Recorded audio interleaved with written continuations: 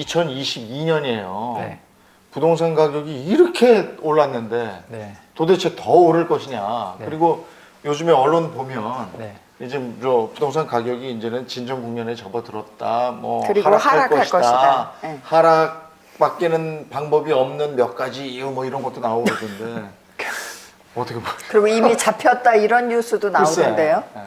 보통 이제 이 친구가 내년도에 대학교 합격을 할 수 있는지 없는지는 올 한 해 그리고 작년에 얼마나 열심히 했는지를 보면 사실은 답이 나오잖아요. 네. 올 한 해 농땡이 부렸는데 내년에 잘 되는 일은 벌어지지 않잖아요. 그렇죠. 네. 부동산도 사실은 이게 올해 정확하게 어떻게 흘러갔는지를 알아야 내년도를 전망할 수 있거든요. 근데 많은 분들은 올 한 해 부동산 흐름이 어떻게 정확하게 흘러갔는지 조금 오판하는 경우들이 좀 많이 있는 것 같아요.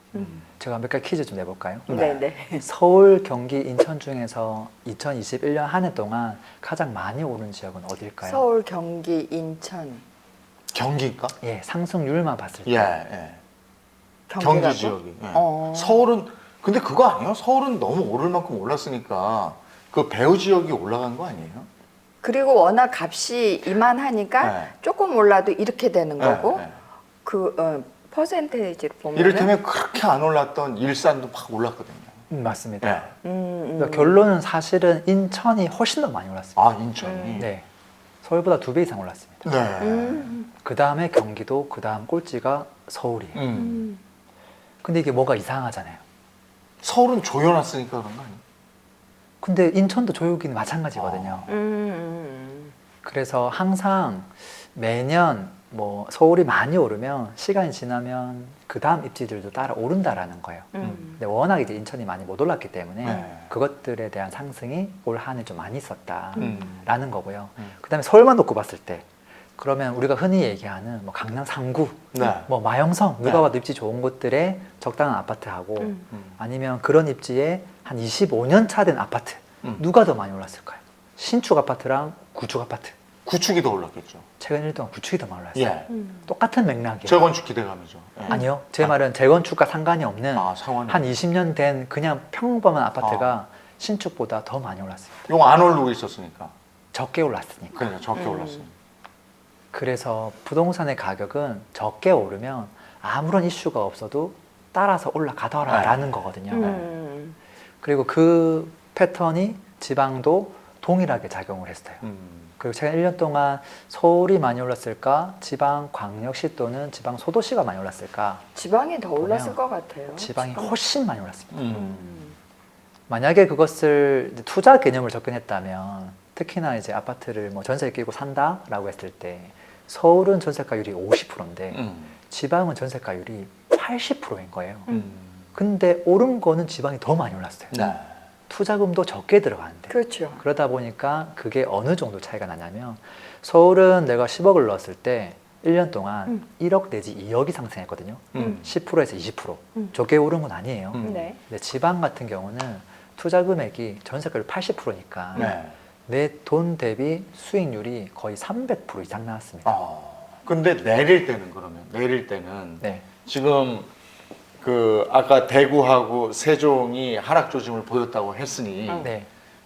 근데 전 시간에 뭐라고 그러셨냐면 거기가 떨어진다고 한들 그게 반값이 된다고 한들 서울 수도권에서 거기를 사서 살겠느냐 그건 아니다 이런 얘기까지 했단 말이에요. 네. 네. 네. 그래서 수도권 같은 경우는 지방이랑 조금 다르게 봐줘야 돼요. 지방은 규제가 없는 부분들이 있지만 수도권은 다 규제가 있는 다 규제가 상태니까요. 있죠. 네. 그래서 결국은 시나리오는 네 가지밖에 없어요. 뭐냐면 결국은 집값은 매수자와 매도자의 줄다리기로 결정되는 거예요. 네. 누가 30억이 내놨는데 사면 30억 되는 거거든요. 그렇죠. 이제 그랬을 때 이 줄다리기의 가능성 시나리오는 네 가지밖에 없어요. 뭐냐면 매도자가 집을 많이 내놓는다. 매수자도 집을 많이 산다. 그러면 집값은 보합이 정상이겠죠. 그렇죠. 네. 그 반대되는 케이스가 되면 아무도 안 내놓고 아무도 안 사면 제자리가 맞는 거죠. 만약에 매도를 많이 하고 매수를 적게 하면 얘는 그러면 내려가야 돼요. 내려가는 거죠. 예. 그 반대가 되면 올라가고. 올라가잖아요. 이 네 가지 말고는 없는 거예요. 시나리오는. 그러면 지금 2011년도는 네 가지 중에 어떤 녀석이었을까? 네. 뭐라고 보세요? 거래량의 힌트가 있어요. 거래량이 지금 별로 거래량은 없었죠. 절벽이다. 응. 그래서 그러니까- 매도자는 네. 세금이 무섭기 때문에 안 내놔. 내놓을 수가 없고 네. 매수자는 사고 싶은 마음은 있지만 대출 규제가 너무 많아서 네. 현실적으로 살 수가 없어요. 네. 또 집값도 너무 비싸기도 하고. 그리고 너무 비싸. 그래서 이 네 번째 케이스가 지금 현재 계속 이어가고 있죠. 응. 앞으로 이제 2022년도가 되면 이것들이 다른 것들이 될 수 있는가? 응. 매도자가 집을 많이 내놓을 수 있는가? 응. 아니면 매수자가 오히려 집을 더 살 수 있는가? 응. 그 여부를 좀 따져봐야 되겠죠. 응. 근데 여기서 또 궁금해지는 게 네, 다주택자셨잖아요. 네, 네. 그러니까 투자해서 집이 많았잖아요. 네. 근데 이제 쪼여오기 시작하잖아요. 정책적으로. 네, 네, 네, 2018년부터였나요? 네. 그렇죠? 얼추 그렇죠? 2017년인가 18년. 2017년부터 그때부터 정책이 이제 쪼여오기 계속 시작해서 쏟아졌죠. 칵칵칵 계속해서 20번 네, 이상 네. 막 이랬잖아요. 네. 그때 어떻게 하셨어요? 저 같은 경우는 네. 투자를 할 때 정책을 안 봅니다, 잘. 방금도 이제 아까 시장만 봅니까? 예, 시장을 거의 99%를 먼저 네, 보죠. 네. 만약에 매수자에 대한 규제가 아무것도 없고 또 매도하려는 사람들에 대한 규제가 아무것도 없었을 때 시장은 어떻게 움직일 것인가 그것들을 먼저 판단을 해요. 그래서 앞에 나왔던 그 우리 전망 부분도 사실은 정책은 우리가 통제할 수 없는 것들이잖아요. 네. 어떻게 될지도 모르고. 그렇죠. 아까 뭐 카드 두 개가 있지만 뭐 이렇게 될 수도 있고 저렇게 될 수도 있고 거기에 따라 이제 바뀌니까 그것들이 없다고 생각하고 먼저 생각해 보자라고 얘기를 하거든요. 만약에 종부세도 제자리고 양도세도 제자리예요. 매수자 관련된 것도 제자리예요. 그랬을 때 시장은 어떻게 움직일 것인가? 보합. 그게 사실은 정답에 가깝다. 보합.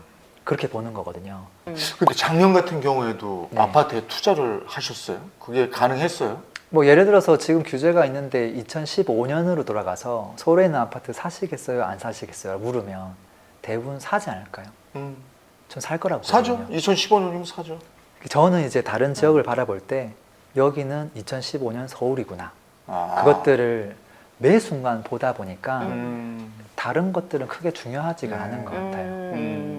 그리고 이제 투자를 하다 보면 이제 종목들이 좀 다양해지고 이제 넓어지다 보니까 세법들도 유연하게 내가 유리한 쪽으로 가져갈 수 있는 것들이 많아지거든요. 아까 아파트하고 분양권하고 예, 아파트 외에 다른 것도 하시는 예, 거예요? 예, 그러니까 아파트에 연관돼. 네. 예를 또 들어서 뭐가 있어요? 뭐 이제 저 같은 경우는 이제 모든 종목을 전수조사를 해요. 그러니까 전국에 있는 뭐 재개발 전체, 재건축 전체, 오피스텔 전체, 뭐 상가 전체, 빌딩 전체, 그러니까 모든 종목을 전수조사를 다 하거든요. 그것들이 시세가 현재 얼마고 과거에 얼마였는데 누가 더 저평가되어 있는지 이제 그것들을 이제 평가하는 작업들을 매번 하고 거기서 이제 세금 혜택을 나에게 조금 유리하게 가져가는 건데 예를 들어서 재개발 같은 경우는 입주권이라는 게 있잖아요. 네. 이미 다 허물어서 분양하기 직전 그런 것들은 토지로 보거든요. 네. 얘는 주택이라고 볼 수가 없고 어떻게 보면 토지에 가까워요. 그렇죠. 얘는 양도세 중과의 개념이 없어요. 아, 토지니까. 네. 그리고 살 때도 취득세 중과가 없어요. 곧 신축이 돼요. 네. 근데 신축보다 너무 저렴해요. 그것들이 전국에 너무 많다 보니까 아, 그래요? 너무 많죠. 그것들이 100개가 넘는데 거기서 제가 항상 부동산 월드컵을 하거든요. 16강전을 펼치는 거예요. 누가 더 좋냐? 이거 10점, 9점, 8점, 6점. 탈락시키고 올리고. 이제 그런 게 이제 한 종목마다 엄청 많다 보니까 사실은 규제 같은 건 문제가 안 되는 것 같고요. 저는 이제는 좀 굴리는 금액들이 좀 커지다 보니까 조금 작은 아파트를 투자하기보다는 저는 딱 두 가지 종목만 보거든요. 뭐요? 그래서 하나는 빌딩을 보고요. 아. 하나는 해외 부동산만 봅니다. 해외. 네.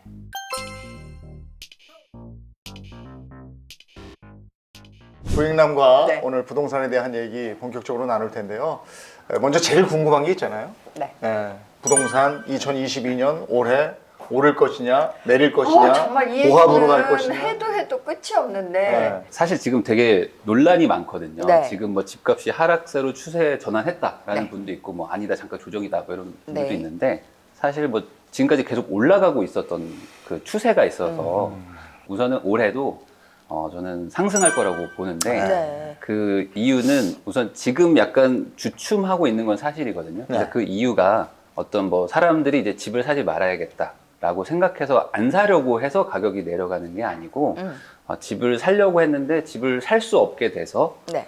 그래서 지금 뭔가 잠깐 뭐 살 수 멈칫하고, 없으니까 예, 멈칫한 예, 예, 거라고 예. 저는 보거든요. 네. 그게 뭐 크게 두 가지인데 작년 9월부터 해서 이제 대출을 갑자기 막았어요. 네, 대출 맞아요. 중단 사태가 일어나면서 네. 매수하려는 분들 입장에서는 갑자기 뭐 6천만 원, 1억 정도가 갑자기 구할 방법이 없어지는 거예요. 네.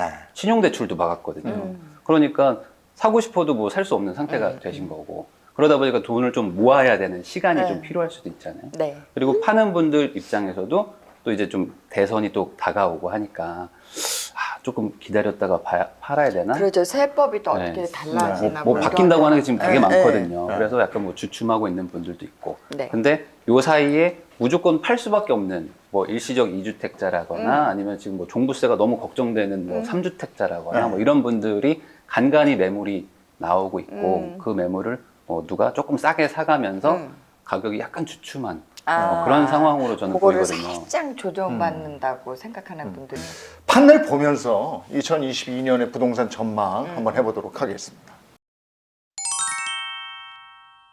자, 네. 그러면 이제 정리하면서 네. 그 올해 내 집 마련 꿈을 꾸는 분들 네. 네. 글쎄요, 지금 어떻게 좀 기다려야 될까요? 아니면 지금이라도 조금 좀 무리를 해가면서 사는 게 맞을까요? 그러니까 지금은 살 수 없는 분들이 있고 살 수 있는데 기다리는 분들 이렇게 두 부류가 네. 있다고 보거든요. 네. 그러니까 절대적인 돈 자체가 적으면 사실 집을 살 수가 없어요. 지금 네. 대출을 안 해주기 네, 때문에 네. 돈이 내가 너무 적다. 이건 상대적이지만 내가 어떤 집을 사고 싶은 최소한의 수준의 집보다 네. 살 수 있는 돈이 턱없이 부족한 분들은 어쩔 수 없이 기다려야 되잖아요. 그런 분들은 이제 열심히 돈 모으셔야 될 것 같고 이제 내가 충분히 집을 사볼 만도 한데 이거 좀 기다려야 되지 않을까라는 그 타이밍을 보는 분들이라면 저는 그래도 집을 지금은 아직까지는 좀 사도 되지 않을까라는 생각을 하거든요. 왜 그러냐면 많은 분들이 집을 샀다가 떨어지면 어떡하지라는 생각을 하는데 반대로 샀다가 좀 더 오르면 그 동네도 이제 못 사거든요. 그게 지금 몇 년째 일어났어요. 그래서 처음에는 서울에 괜찮은 아파트를 보던 분들도 한 3, 4년 지나니까 지금 경기도 외곽으로 가야지 겨우 살 수 있게 되거든요. 그러니까 한 번 더 올라가면 어떡할까라는 그 부분도 분명히 생각을 해야 되고 당장 공급이 2, 3년 안에 어떻게 유의미하게 있지는 않거든요. 그러면 아까 말씀드린 대로 전월세도 갑자기 또 올라갈 수도 있으니까 여러모로 고려해보면 우선은 조금 사놓고 좀 마음에 좀 평화를 좀 얻은 다음에 그 다음에 뭔가 다음 기회를 찾아야 되지 않을까. 일단 사놓으면 집 걱정은 없으니까.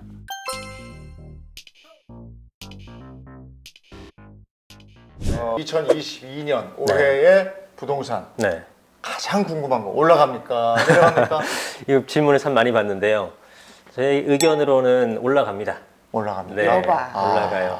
뭐 여러 가지 그 원인과 이유가 있고 또 그 전에는 사실 지난 3, 4년 동안에 워낙에 경기도 좋기도 했고 네. 대부분의 전망들이 이제 올라간다는 쪽이 많았었는데 네. 네. 이번 연말에는 내년 그러니까 22년도 네. 22년도 시장에서는 좀 혼선이에요. 전문가분들이 올라간다고 하시는 분도 있고 내려간다는 또 하락한다고 분도 하시는 있고. 분도 네. 상당히 많아졌죠. 그래서 이제 어떻게 될지 지켜봐야 되는데 제가 봤을 때는 그동안에 올랐었던 이유는 뻔하죠. 일단은 경기 상황 자체, 그 유동성 자체가 워낙에 풍부했죠. 네, 코로나로 인해서 재정을 많이 풀고 또 금리도 워낙에 역대 최저금리 아니었습니까? 네. 그런 상태에서 공급도 부족했었기 때문에 네네. 당연히 올라갈 수밖에 없었고 다만 22년 혼선이 일어나는 것은 그 두 가지 중에 공급이 부족한 건 여전히 계속되고 있습니다. 네. 한쪽 이 유동성을 흡수를 하고 있는 상황이죠. 그 금리 인상도 올해 들어서 한 2번 정도는 최소한 하지 않을까라는 전망이 우세하고 그러다 보면은 금리 자체도 코로나 이전 금리로 회복을 하고 또 대출 금리도 좀 굉장히 비싸단 말이죠. 네. 그리고 대출 규제를 하게 되고 어쨌든 돈을 흡수를 하기 때문에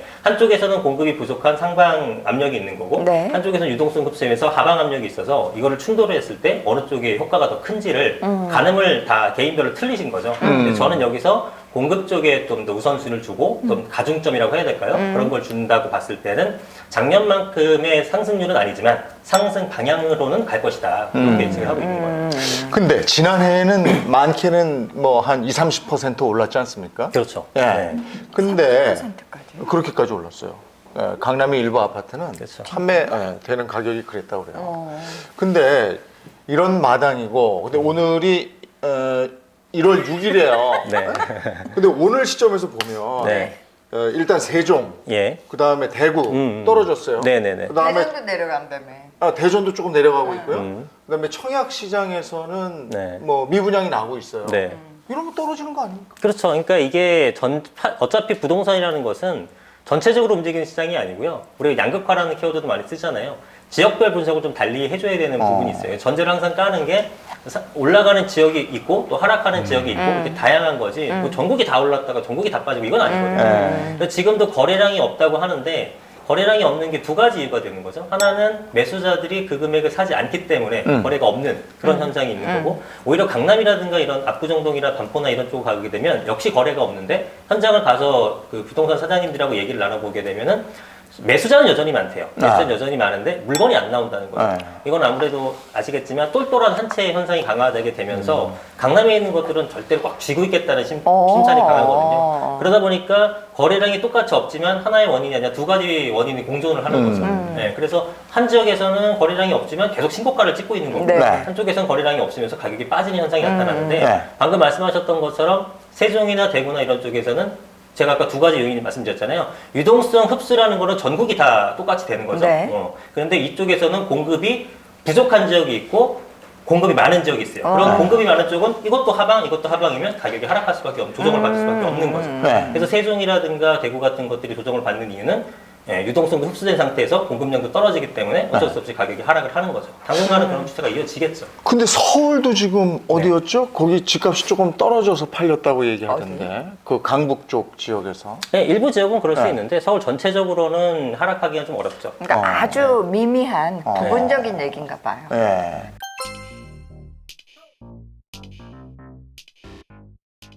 나오셨으니까 네. 단도직입적으로 네. 부동산 시장에 대해서 네. 좀 여쭙고 싶어요. 예, 진짜 너무 궁금하거든. 그죠.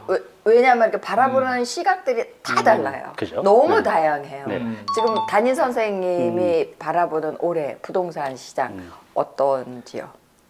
잘 모르겠어요. 관심 끊으셨어요 그쪽하고? 그래서 이제 많이들 이제 여쭤보시는데, 네.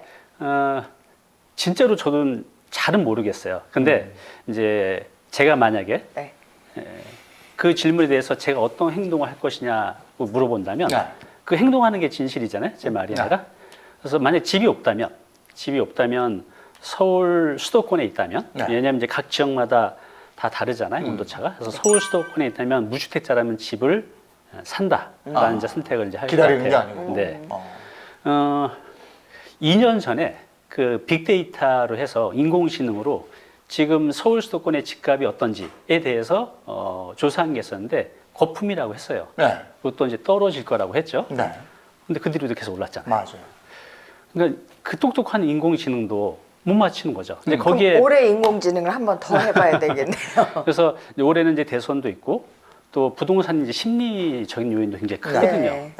요번에 그 빅데이터가 인공지능이 못 맞췄던 것은 인간의 욕망이라는 변수를 제대로 체크하지 못했던 것 같아요. 그 욕망이 거품이지만 그 거품보다 욕망이 더 커서 계속 올라갔던 것 같아요. 그래서 이제 사람들의 심리, 또 대선, 그리고 대선 이후에 또 부동산 정책 방향에 따라서 많이 달라지겠죠. 그래서 우리가 이제 내년이 아니라 이제 5년, 10년도 바라봐야 되잖아요. 네. 그래서 제가 내년은 정확히 예측할 수는 없지만 네. 5년, 10년을 본다고 하면 서울 수도권의 웬만한 곳들은 이제 우상향할 거라는 거. 그래서 무주택자들은 지금 집을 사두는 것도 괜찮다라고 봅니다.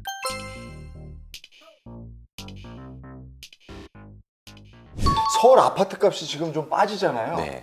전국적으로 좀 빠지는 것 같고 서울도 이제 빠진다 그러고. 강남은 아닐 거라 그러더니 아니, 강남도 강남- 빠진다 그러고. 아니 근데 강남에 또 다른 데는 또 올랐다 그러고. 아, 일부는 정정할 수가 없어요. 예. 아니, 어떻게 그럼 될것 전문가한테 들어봐야죠. 그렇죠. 그 얘기는 이제 전문가가 정확한 답변이죠. 예. 아무래도 겨울은 비수기이기 때문에 예. 어느 정도 일정 부분은 하락하는 건 맞거든요. 예. 그런데 이제는 예전 같은, 쉽게 과거 같은 아파트값 상승은 기대하기는 상당히 위험하다. 특히 이제 뭐 강남은 저희가 거의 불패를 하겠었잖아요. 네. 네. 근데 강남도 어느 정도 빠졌다는 거는 거품이 어느 정도 거칠 수밖에 없고, 그리고 또 지방이나 수도권 같은 경우는 조금 힘든 시기가 오지 않을까 보고 있습니다. 근데 사실 전에 보면 몇 년 전에 보면 강남도요 30-40% 마이너스 된 적이 있었어요. 그렇죠. 그죠? 그렇죠. 근데 그 정도까지는 아니겠죠. 아니, 그 정도는 될 수 없고요. 네. 잠깐의 지금 뭐 그 일부 언론이라든가 이런 데서 네. 뭐 한 2억 정도 싸게 나왔다. 그다음 뭐 1억이 싸게 팔렸다. 이런 걸 가지고 정말 이제는 팔아야 되겠구나 네. 해서 팔았다가 시간 지나니까 다시 올라서 후회한 분들을 제가 이 계통이 29년 차거든요. 29년 동안 지켜봤었습니다. 그런데 그 정도까지 서울 특히 강남권은 빠지기 어렵다고 해야 되고요. 그 대신 지방 같은 경우는 빠지는 단위 자체가 좀 클 것으로 보고 있어요. 왜냐면 부동산 특히 아파트 같은 경우는 이제 금리하고도 정말 연결이 돼 있거든요. 네. 근데 금리가 지금 저희가 올해 한 2번에서 3번은 더 맞아요. 인상한다는 얘기까지 있기 때문에 공급량은 많고 이제 뭐 지역마다 약간 다르지만요. 공급량 많고 금리가 올라가는 상태로 된다고 그러면은 과연 그 정도 대출을 금리를 감당하면서 부동산 값이 안 오르는데 살 자신 있을까요? 힘들다고 해야죠. 근데 많은 사람들이 대선 이후를 보자, 뭐 부동산은 그래야 된다 하는데 대선 이후라고 해서 금리가 떨어질 리는 없잖아요.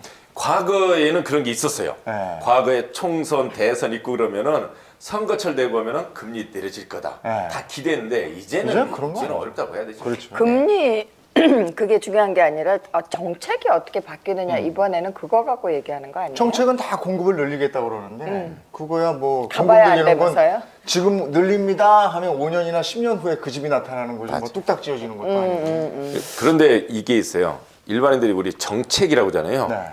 지금 그 크고 작게 25번을 발표했어요. 네, 네, 부동산 정책을. 예. 더 이상 발표할 게 사실 이런 건 있을 수도 있겠죠. 본인 명의로 가지고 있지 말고 네. 배우자한테 다 줘라. 네.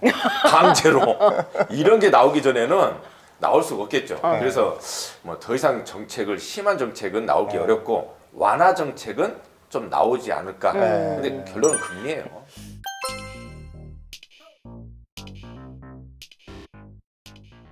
2022년 부동산 오를까요? 내릴까요? 예, 뭐 오를 것 같습니다. 아, 오를 것 같아요. 예, 아이 뭐 사자고는 말 못하겠는데 네. 제가 요새 좀 사자 소리는 이제 안 하고 다니는 게 네. 저도 몰랐거든요. 작년에 20.2% 오를 줄. 네. 이게 전국 아파트가 그럴 거라서. 그래서 우리나라 역사상 통계가 1986년부터 통계가 잡혔는데 역사상 5번째로 높은 상승률이에요.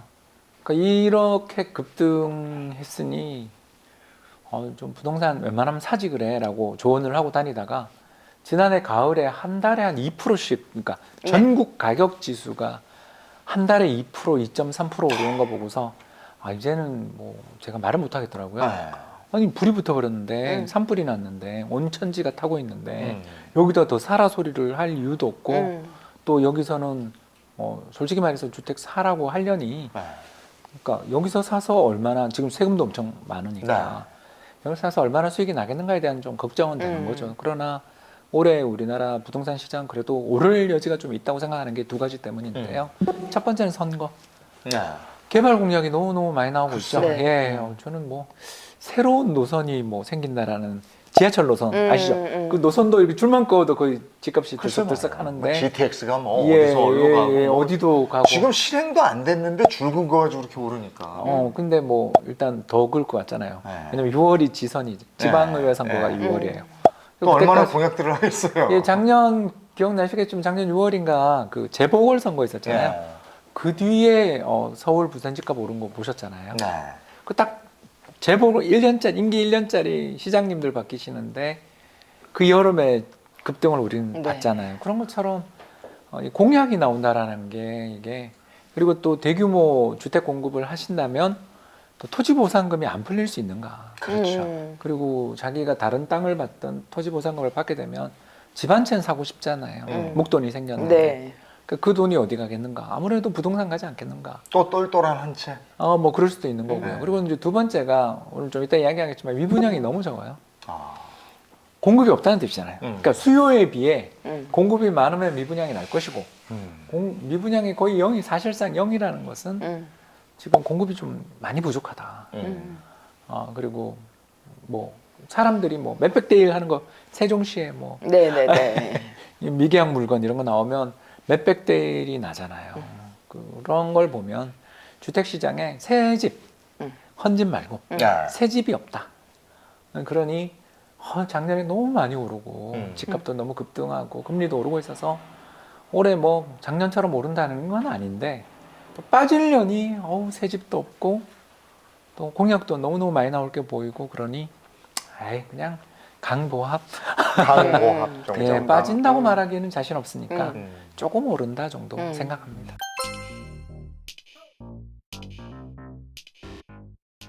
고정환 원장님 바쁜 시간 쪼개서 이 자리에 나와주셨으니까 우리가 많이 받아가야 되잖아요.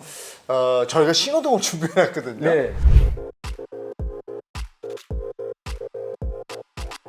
빨간 불이면 멈춰 이렇게 되는 거고, 네. 초록 불이면 건너 이렇게 되는 거잖아요. 네. 좋다 하면은 초록불이 예, 되는 거고. 예. 초록불. 네, 초록불. 우리가 파란불, 초록불 신호문 내니까 이제 초록불로. 네. 네.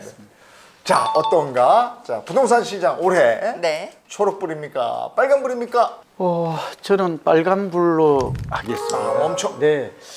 왜냐하면 좋다 나쁘다 개념에서 보면 네. 지금까지 쭉 좀 얘기가 이어온 결론이 뭔가 윤석열 당선이 되고 나서 좋은 점도 있지만 서울 지역만 놓고 보면 그 재건축 재개발이 촉발된 또 가격 그다음에 이제 세제 완화도 그렇고 서울 지역의 전세값도 그렇고 집값도 좀 불안해질 여지가 있다. 급등은 안 하겠지만 상승이냐 하락이냐 보면 좀 상승 쪽에 그런 면에서 좀 지금은 좀 정책의 조율이나 수정 보완도 필요하다는 의미에서 우려감에서 빨간불을 선택했습니다. 좀 걱정된다. 네, 네, 네. 걱정된다. 지금 이 공약대로 갔다가는 네. 수도권 집값은 더 오를 것이다. 그 부분이 걱정이 상승 된다. 요인이 더 많아요. 예, 걱정된다.